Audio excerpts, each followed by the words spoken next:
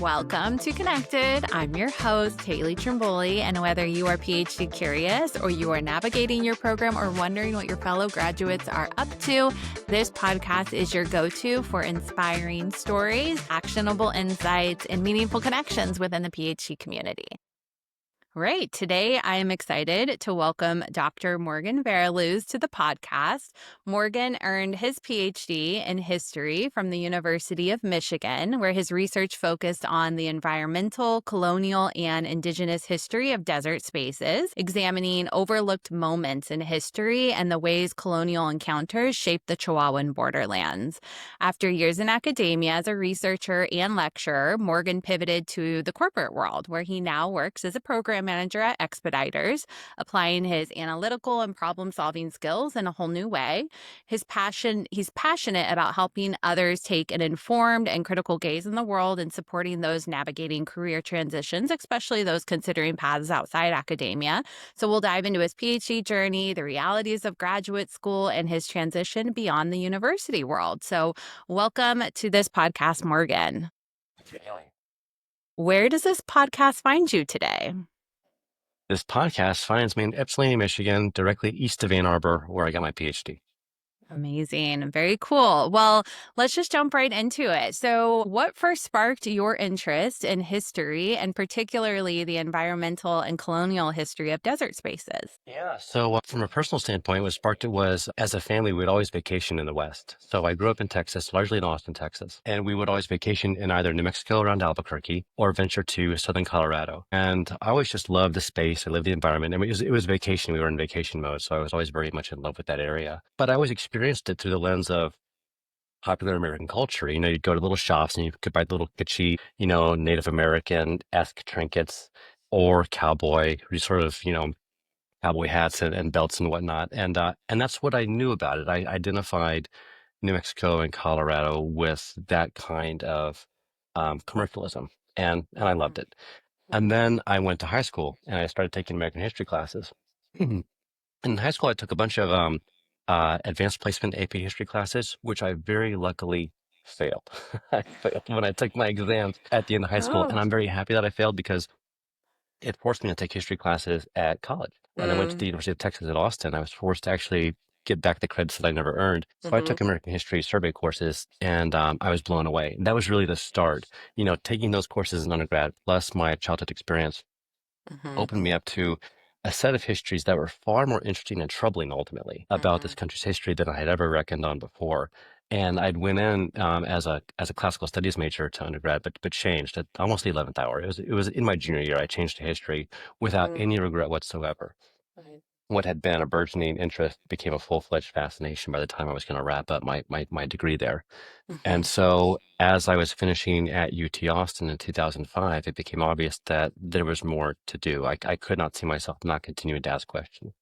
And in the course of reading a lot of books in undergrad, one book that I gravitated towards especially was a book called Plain Indian by Philip Deloria, who I knew was at the University of Michigan, Ann Arbor. And it was, that book, if someone wants to look it up, they can, but it's really all about the representation of American Indians in popular American culture and how they kind of try to have about both ways as both a quote unquote noble savage as well as an object of scorn, ridicule, and ultimately racism. And so trying to handle this tension and living in both worlds. So from that, I started applying. I applied to a bunch of graduate schools after I got out of UT Austin and was fortunate enough to get into the program at U of M Ann Arbor, where I began my degree beginning in 2006 and ending in 2014, a good 8-year span. And was that a master's PhD combo? Did you go from one right into the other, or did you just start the master's at that point? It was a straight PhD program. I mean, master's came Straight along the way, PhD? but it was always Okay. expected that when you come in, you're I going for the see. duration and you'll get your PhD. Um, Wow. and I will say that initially, I actually went in there planning to do 20th century. I fell in love with sort of the legal and the current history of American Indian topics in the United States. But it was about halfway through. Oh yeah, you're bringing. I haven't thought about some of these things in a while, but it was working through the program of study where I encountered a number of historians at Michigan who did borderlands work. And if anyone's not familiar, borderlands work is thinking about topics in history where there is a colonial or an imperial moment. And borders have not yet hardened, right? There's not yet the sense that there's a line that's going to be patrolled and protect our walls or anything like that. It's rather these spaces that overlap and that are contested. Mm-hmm. And that was the vast majority of the history of North America after the European invasions. And so I began to encounter a lot of historians who are doing work in borderlands, but around what's now the United States and Canada.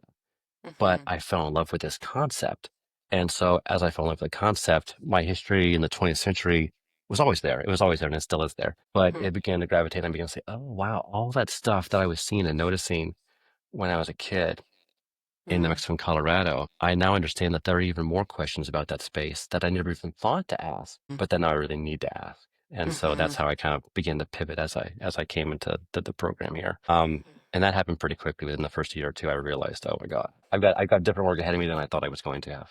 Yeah, yeah, for sure. I mean, so interesting that this kind of spanned like from childhood to way like way later in life that you continue to like draw those connective dots of like those interests that then led to this.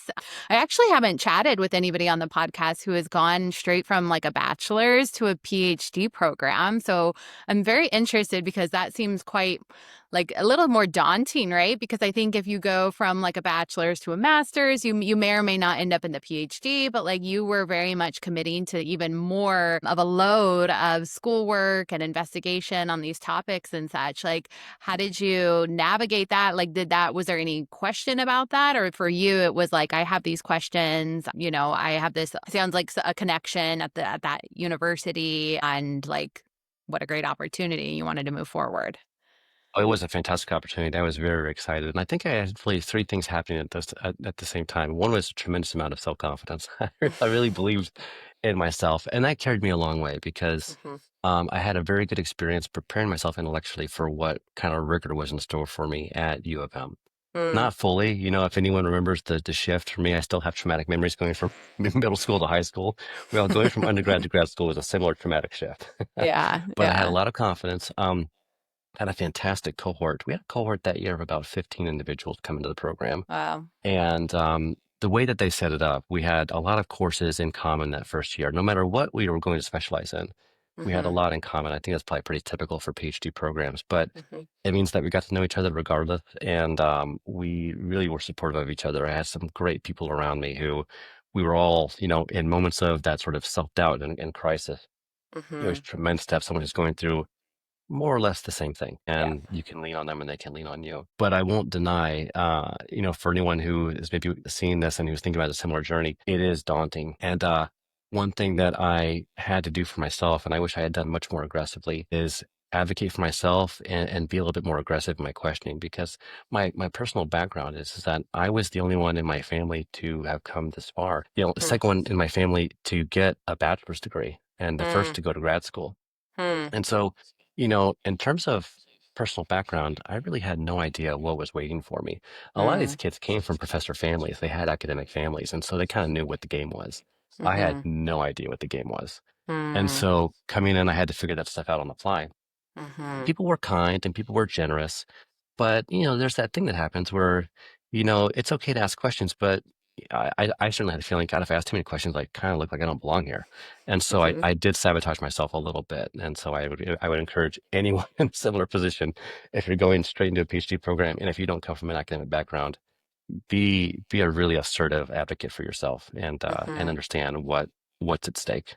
Yeah, that's amazing, and congrats, by the way, of like getting through that without having some sort of like representation within your family. I think that's a very interesting path, and I definitely want to get more into that. So, but when it came to like actually applying for the PhD program, like, can you shine a little light on like what that process looked like for you from as much as you can remember? Just sort of the highlights, things that helped you, like sort of unveiling what that might look like. Yeah, so when it came to actually applying for the PhD program, it was for me more or less an extension of my undergraduate work. And so I had identified someone at UT Austin who was my mentor at the time, Erica Basimic. She's still there.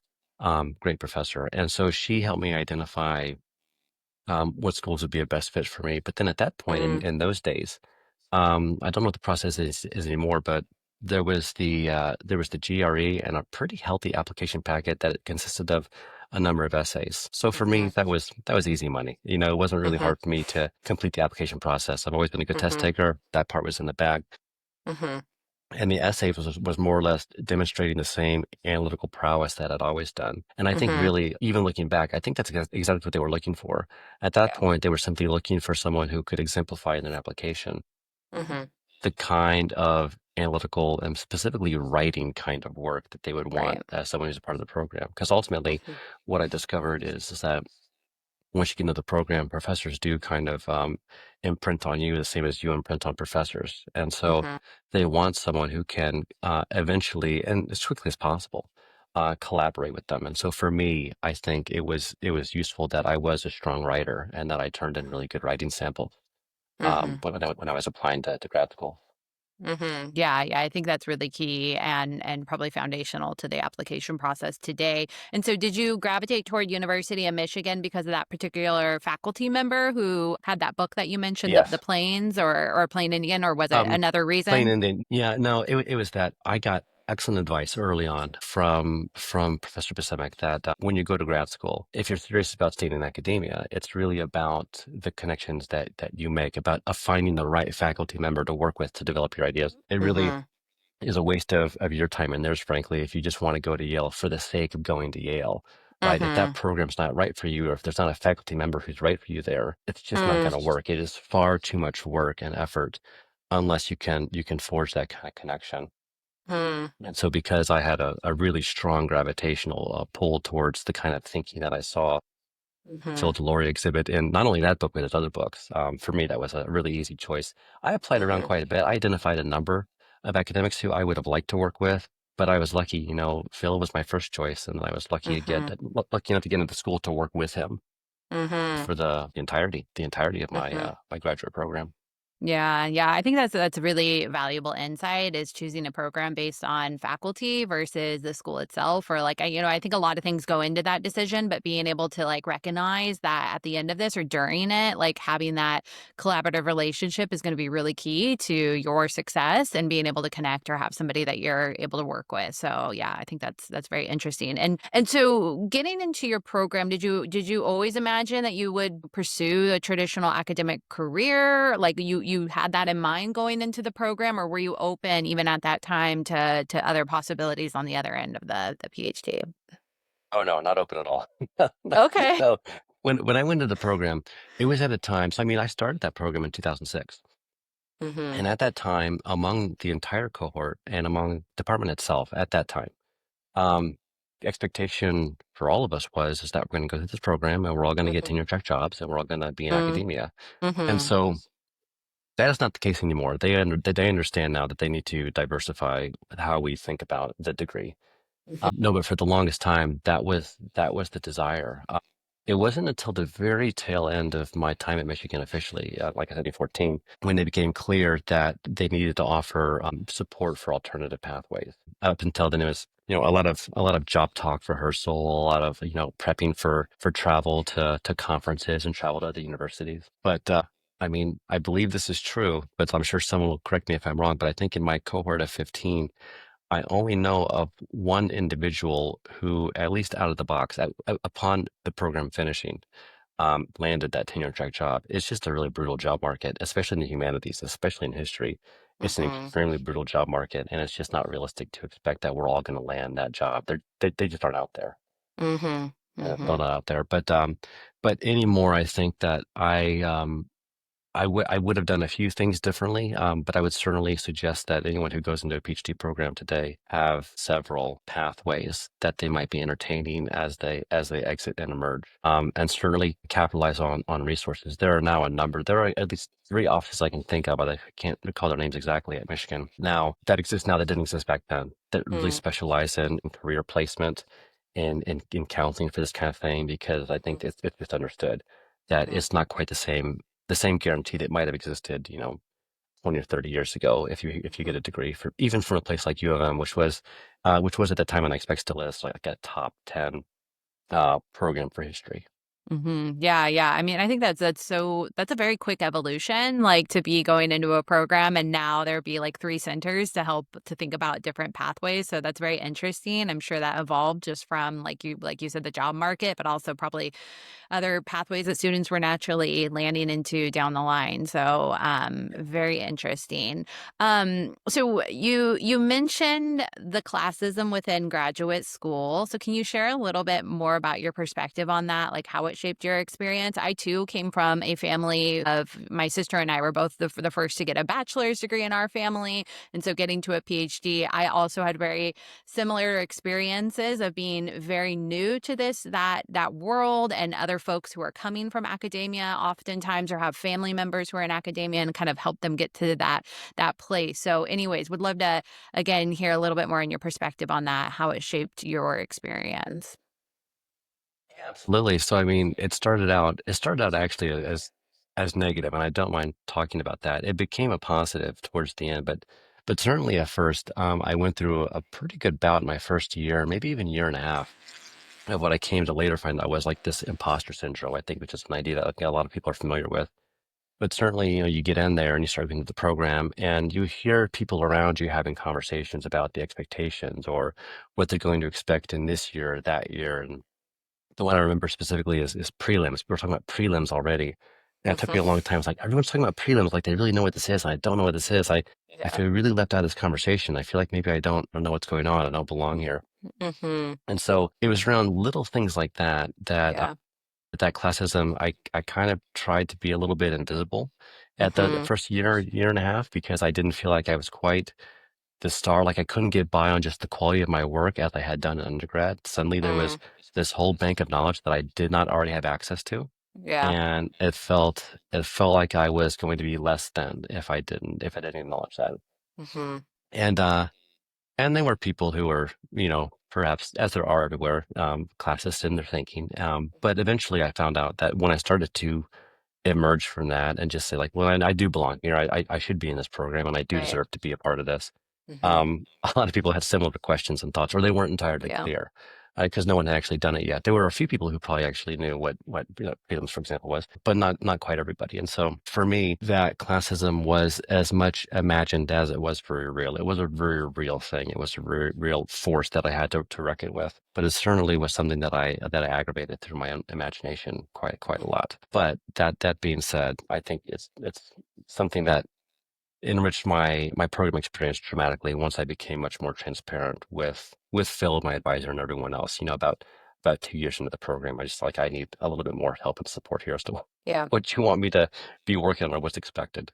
Yeah, well, I think that's key. So it sounds like I mean, one, there's a probably like a self-realization, hey, other people do have these questions too, or some folks, nobody's actually been through it, right? So nobody really knows. They might have heard things. It could be very different at this university. And then the other thing of like leaning in and like asking those that you trust. So it sounds like you went to your mentor and kind of open up and maybe get the extra support that you need, and being able to your point earlier, like advocate for that as well, like advocate for yourself within the program. Because I often found that when that happened, that I got the resources that I needed most of the time to be able to like feel sort of sufficient or up to speed on different aspects.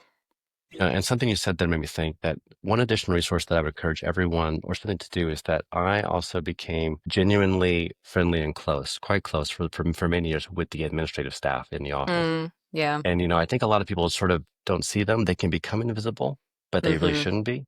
Yeah. But not only did I just really dislike those people and like to talk to them and go into the office and see how they're doing on a pretty frequent basis, Yeah. but also, I mean, they are a tremendous resource and they are there and they want to help you. So the Mm-hmm. people who run the admin in any of these departments, they I think oftentimes know even more the ins and outs of the program and Yeah. the little things you need to be thinking about and doing even more than the professors who are sort of gone off and lost in the research. There was this one person, Kathleen King, and she was among a few people, but she was just tremendous. I mean, she might as well have been a second mentor. Yeah. She was so helpful in helping me understand what is happening here, and it was Right. much easier to talk to her than other people. Yeah, I could kind of see that because I feel like when you talk to like professors about some of the different ins and outs, they can kind of get into like the storytelling or like a long kind of drawn explanation of like how something might work. And then at the end of the day, the administrators are probably thinking about that very like, okay, we got to get you through these steps as well as a student. So let me help lay it out for you. So That's it. that's That's great. right. Great advice. Yeah. Okay. So you get into the program and in your dissertation, as I sort of alluded to in the beginning, it explored colonial encounters in indigenous history in the Chihuahuan borderlands. What were some of the most interesting or unexpected findings from that?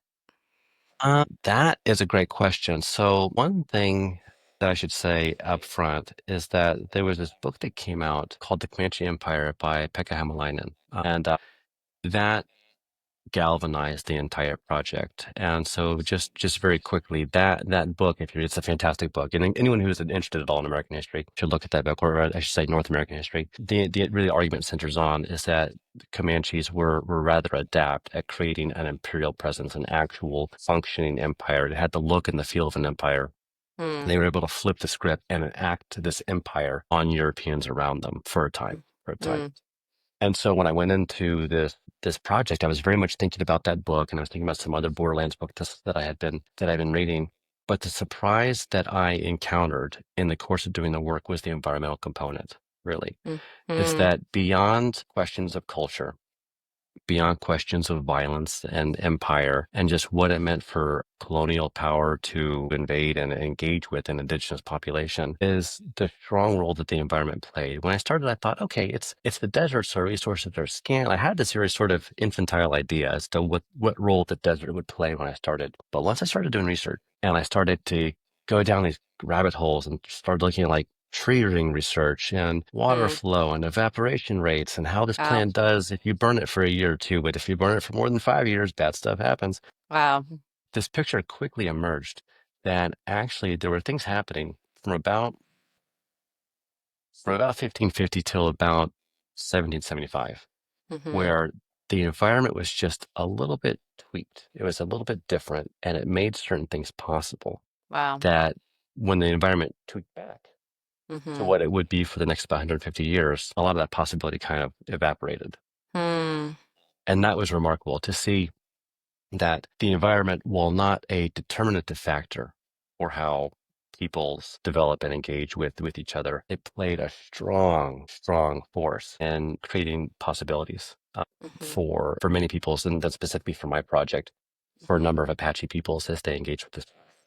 Wow, that is so fascinating. I can only imagine how much research you had to dive into and reading and writing and That thinking was so fun. through some of these ideas. Yeah, it Yeah. was great. That was my favorite part. Just being in the archive for months was my favorite part. It was a lot of fun. Yeah, you mentioned that or preparing for the show that you spent a lot of time in the archives, including at the Center for Southwest Research at That's right. UNM. What was that like? Like, do you have a favorite research story?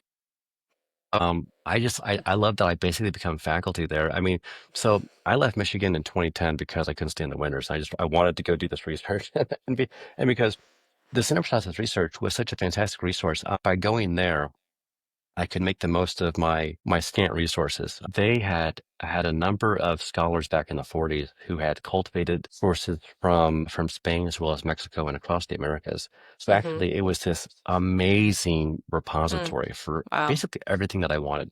Yeah. But I went there basically, it was basically like a 9 to 5, Monday through Friday. I was very disciplined, but I knew this wasn't going to happen. Monday through Mm-hmm. Friday, I'd wake up, I'd ride my bike to campus, I'd Mm-hmm. get into the archive. I knew everyone by name. I had my desk. Eventually, Mm-hmm. it gave me library privileges. I basically had an Mm-hmm. office, and that was just the best thing. It was like finding a second home away from home. And so, again, it's about the relationships, kind of like with the administrative staff. But Mm-hmm. I realized that this archive, while it would have served me just fine if I had gone there and I just sort of breezed in as a researcher and gone straight for the books and gotten in my call slips turned in. I Mm-hmm. mean, I would have had a fine experience, but actually through cultivating really close ties with all the archivists who were there, not only did I have a more pleasurable experience for those like 3.5 years of intensive research and writing, My gosh. but on top of that, they helped me find things that I wouldn't have found. I think that Yeah. people don't often understand, and I imagine this is true for other disciplines other than just history, Mm-hmm. but archivists and libraries, they work really hard to catalog their resources, but there Mm-hmm. is so much in there. There's no way that anyone has cataloged it to the degree that you hope that they have. And Mm-hmm. so you really need to rely on that sort of very local, almost anecdotal knowledge. But it Mm-hmm. really is only come about through conversation. And through conversation with these individuals, I found stuff that was just like, oh, that's blowing me away. That's blowing me away. This changes everything. And I would never Wow. have found any of those things if I had just gone in there straight from whatever I found on the website or on their finding aids on the website. I would never have Mm-hmm. found those resources. Yeah. So we got to think beyond the books, beyond the like resources themselves, and think about sort of this larger ecosystem of the world that you're living in as a researcher, a PhD student, somebody doing this sort of work. And that's the people, right? I mean, it like Absolutely. goes beyond just the books and the information that you're searching for. So I find that very useful, I feel like. So interesting. So what were some of the biggest challenges that you faced during your PhD, whether like academic, financial, personal? Certainly, certainly financial. I mean, I think that depending on the discipline, I know that there are different packages that are out there, but when I was applying for programs, I was 22. I thought the idea of eating rice and beans and peanut butter and jelly every day was going to be awesome. I was like, yeah, Yeah. that's fine. And then I got a little older and I had, started a family. I was like, this sucks. I need to buy some food. We need to do some stuff. Mm-hmm. And so there's an aspect of it where I wish, I don't regret it, but I do wish I had thought through. There are years of lost potential income that don't come back as a result Mm-hmm. of doing a program like that. Is that a reason not to do the program? No. However, it is worth thinking about the fact that if you do a program like that and you aren't very careful and clear about what your career pathways from that program will be, you could potentially put yourself in a really bad situation financially. And Mm-hmm. so I'm okay now. It's fine. But I could see the jeopardy along the way. And I could think to myself, ooh, if I'm not very careful with this could be hard. I could be a really competent and well-read person who is missing this sort of core feature of life. Mm-hmm. But then another big challenge was setting expectations. And I think more to the point, anyone's going through a program like this, just to be perfectly blunt, there are faculty members out there who are not good educators and not good Mm. mentors. And I'm not saying Yeah. that to be mean or nasty to anyone, but they did not develop that skill set. And they were probably Yeah. never taught that skill set in the course of Mm-hmm. their own training. And at the time, I was dazzled by their degrees and their titles and Mm-hmm. their position. And I gave a lot of free passes that I wish now I had not done. Yeah. But there are a number of individuals I came across where, through no ill will, they did me no favors. And Yeah. I wish that I had told them, hey, I need more from you. And I bet they would have Mm. said, yes, gladly I'll do more for you. But they didn't know, and I didn't tell them. Mm-hmm. But there were a number of situations, specifically during the preliminary exams, where you're meant to read tons and tons of books and take a test on it and then write a perspective, where I wish that I had been, again, much more assertive advocate for myself as to, okay, what are your expectations? Like, you clearly want something from me. I need to define that so that then I can talk back to that and we can debate and engage on that point. Mm-hmm. And then I can deliver something to you and you can tell me if I'm Mm. on the right track to have a successful path forward in this degree. I didn't do Mm. that a lot for myself. I didn't do that a Yeah. lot. And so I found Mm-hmm. myself sort of pulled back and forth um, by, by, by forces that were not ultimately productive. Mm-hmm. Yeah. I think this is super interesting because it was a big aha for me when I was in the program, realizing that you don't have to have an educational background to be a faculty who is teaching at the PhD level per se. So, because I have an educational background, so I kind of just like made all these assumptions, and I'm like, oh well, if you're if you're in education, you think about education and student success, and I think it's very important to realize that that's not the case. And I've actually heard faculty who have said, like, I wish I got more around like how to teach students because I just didn't get that in the type of program that I went through. So to your point on being able to ask for those things and probably the result. So just being aware of that, I think is key that Yeah, the folks haven't had that totally. background first off. But then second, like from that, then knowing that you can ask those questions or just ask for what you need. So that it doesn't have to feel like you're going to get like I don't know the right word, but like tricked in the process or somebody's trying to like stump you or anything. Like how do you work together and kind of advocate for that for yourself, because I think that's a really important part that they I think at the end of the day want you to succeed, and so like keeping that as the focus and then being able to to ask and collaborate toward that result.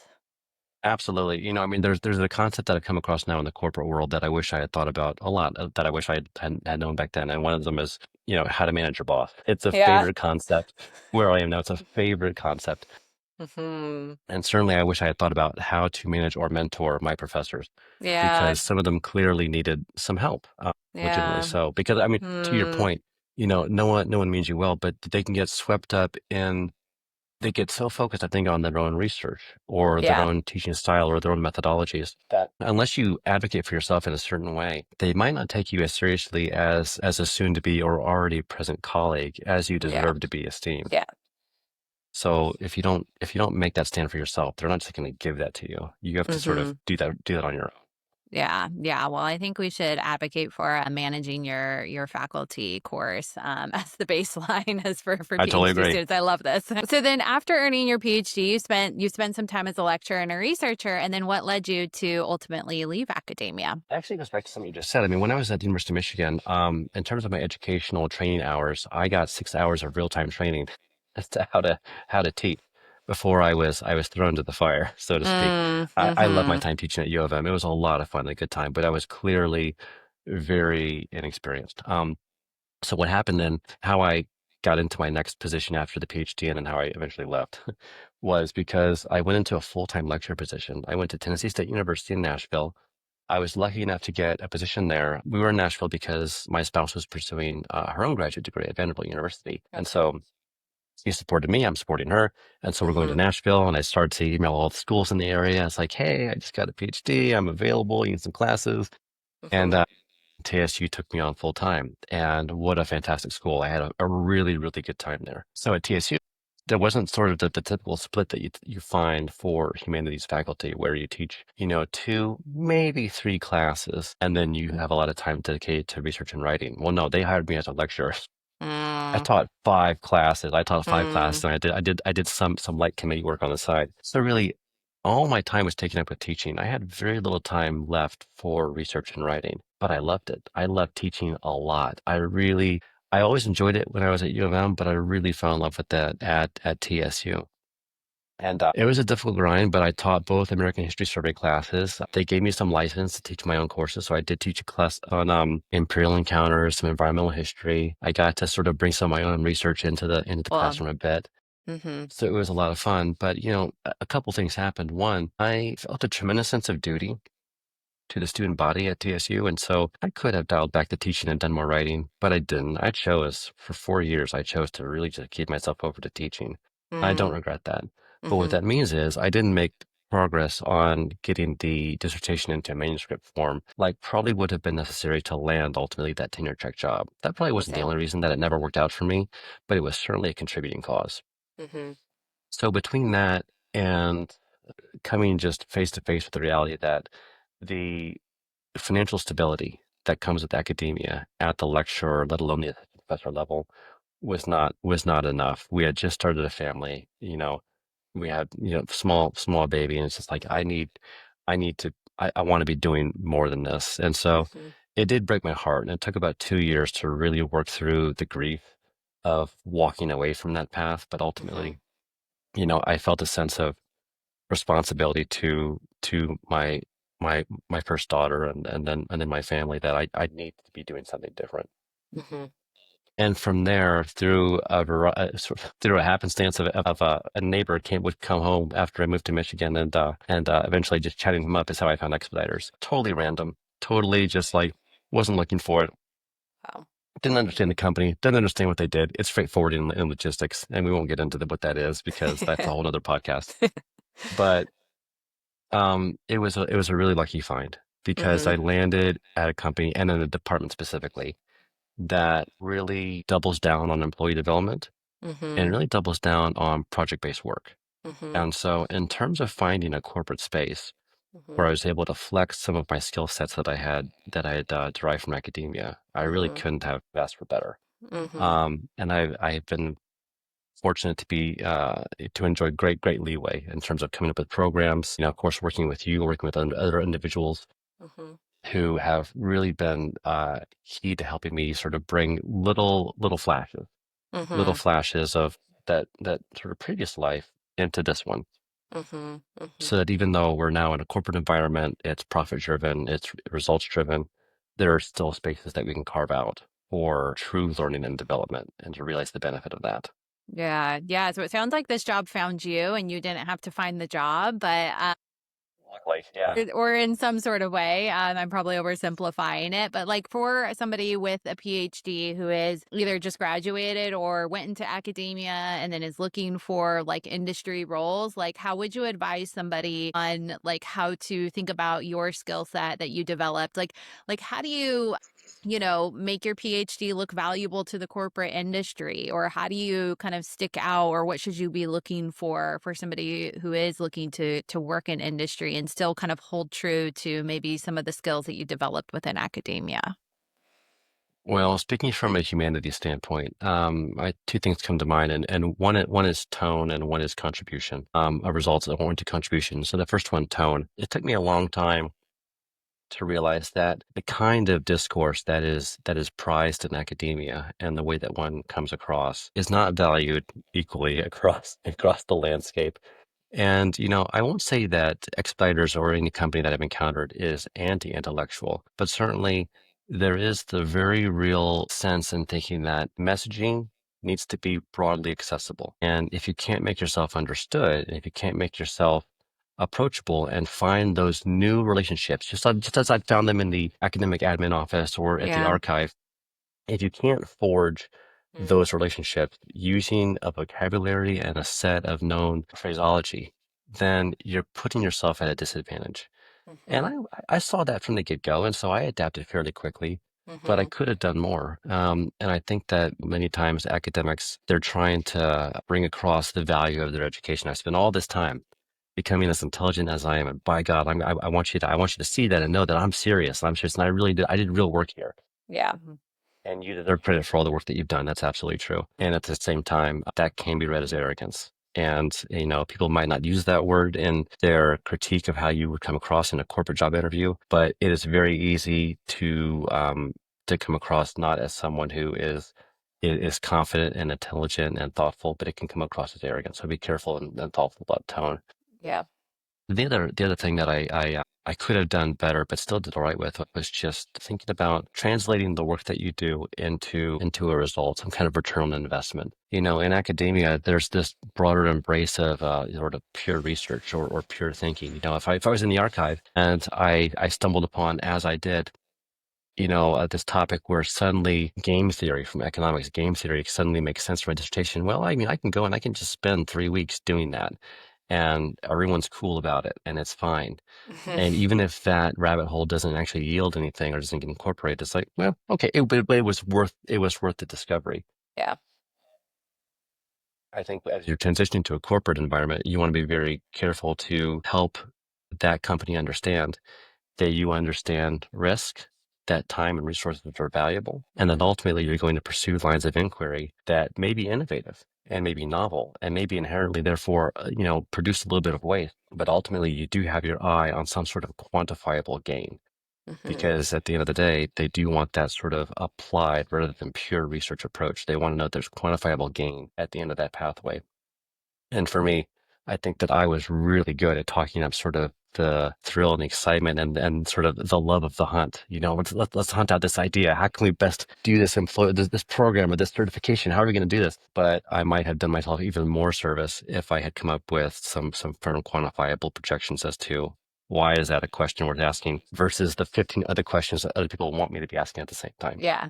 Yeah. Yeah. Well, I love this approach because it's like you still get to kind of apply those skills of like researching and like creating and crafting a particular like message, right? But you're just doing it for the goals of the organization that you're still working for. And I think that there's still so much opportunity, it sounds like, to innovate and bring kind of novel new ideas to the table, but just probably approaching it in a similar but different way than you would in academia, because maybe it needs to be a little bit more streamlined or a little bit more focused, and the tone needs to be thought out as well on That's who your right. audience is, right?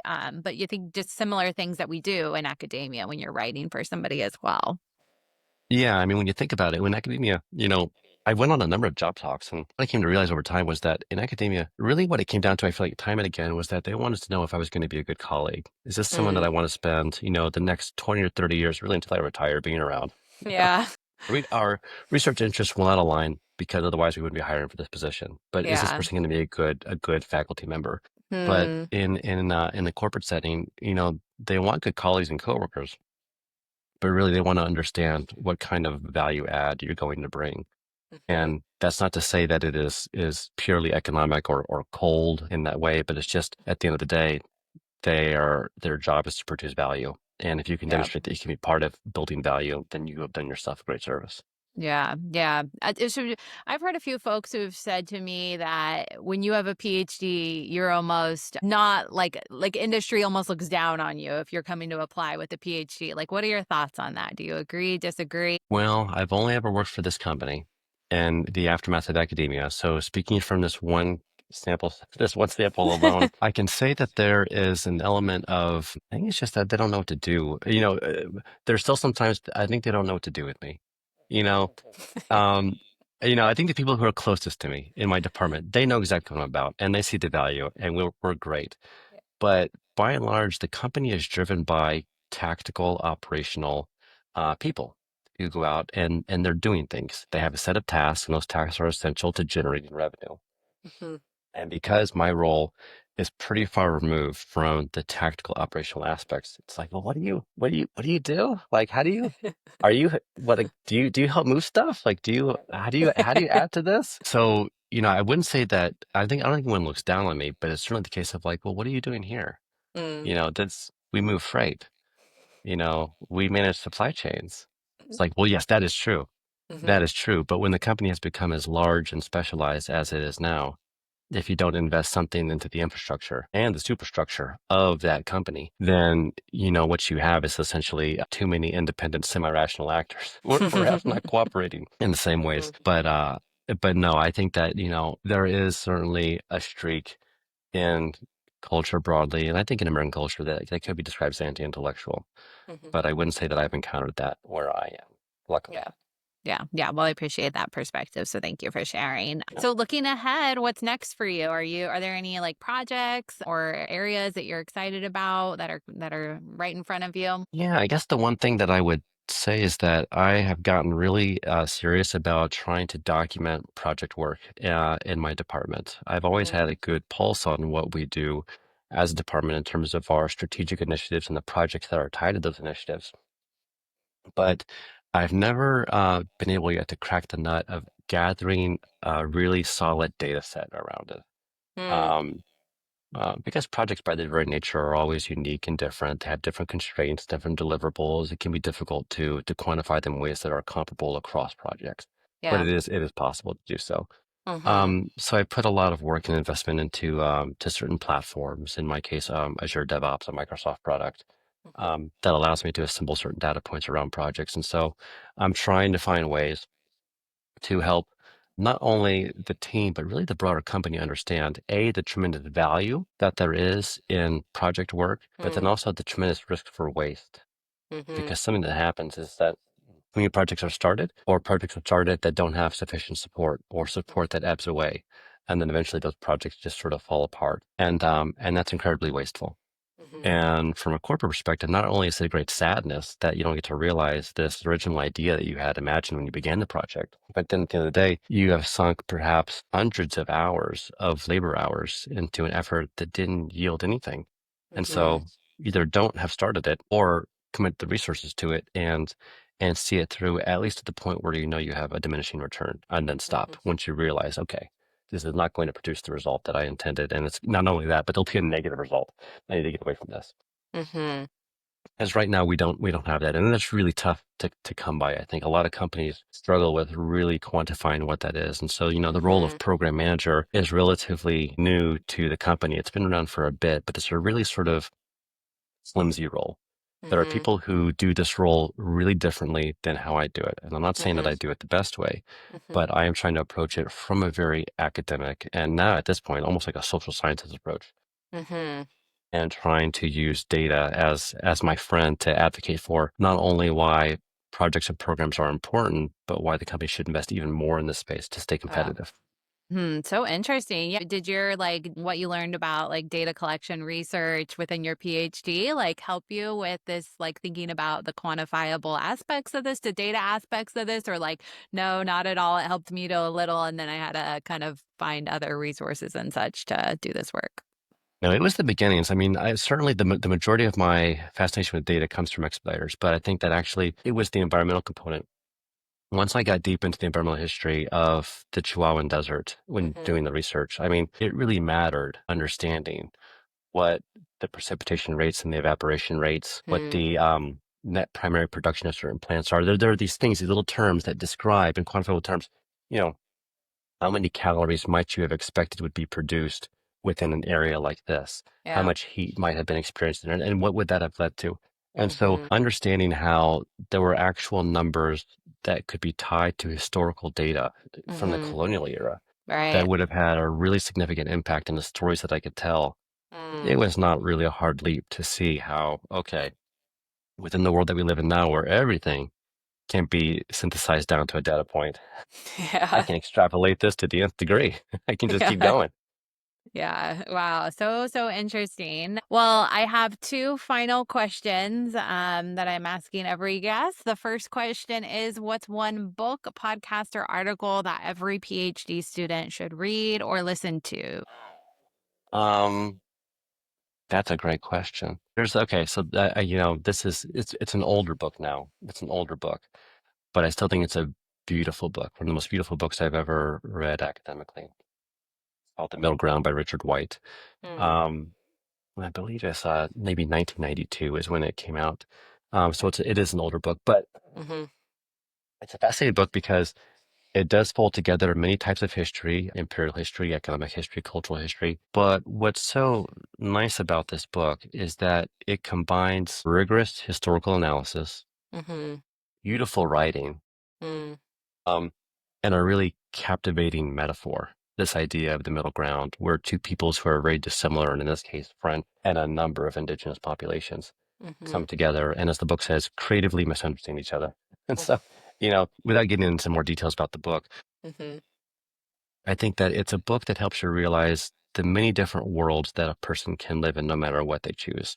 Mm. Whether or not I had stuck with academia or whether or not I had bailed even sooner and gone into, a corporate setting, there are ways to be rigorous, analytical, and beautiful all at the same time. And that's worth Mm. remembering. And Yeah. I try to think about that when I get too dry or too technical. Remember, Yeah.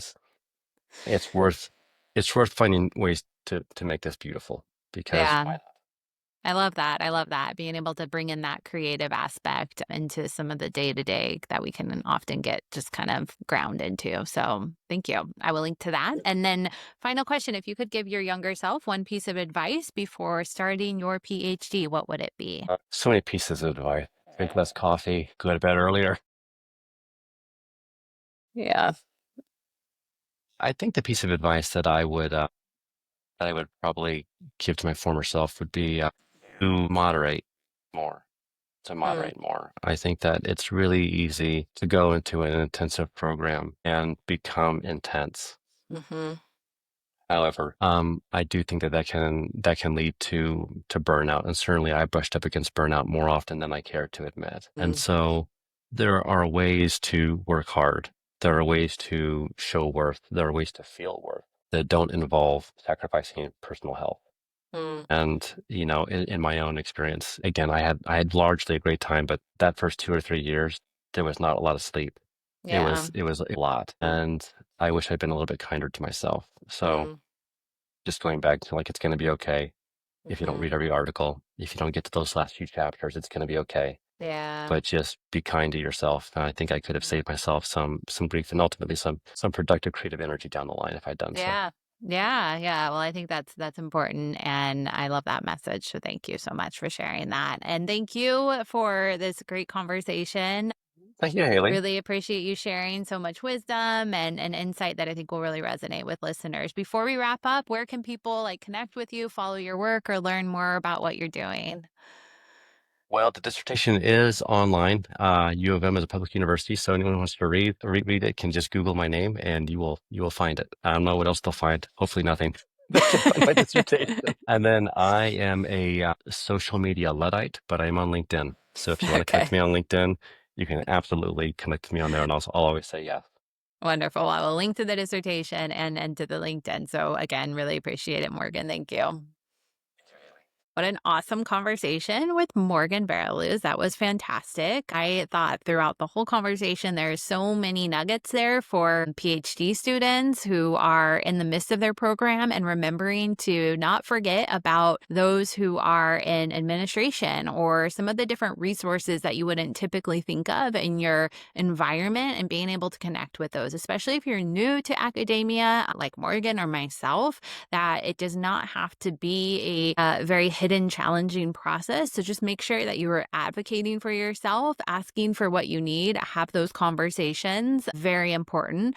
I also really appreciated that Morgan noted on the idea of creativity and your well-being throughout the program. So some of his advice that he would give his younger self, I think, is very resonant no matter where you are. If you're just starting the program or you're graduated, you're in it, continuing to moderate or find some sort of integration with the different aspects of your world is just keenly important to make sure that you're harnessing that creativity. So many goodies. What resonated with you the most? I'd love to hear your thoughts. So drop me a message or a comment. Thank you for tuning in to Connected. You can find all of the links in the show notes. And if you enjoyed the episode, don't forget to subscribe, leave a review, and share it with someone in your PhD community. And be sure to follow along on LinkedIn, Instagram, and YouTube for more conversations just like this. So I will see you next time, and let's please stay connected.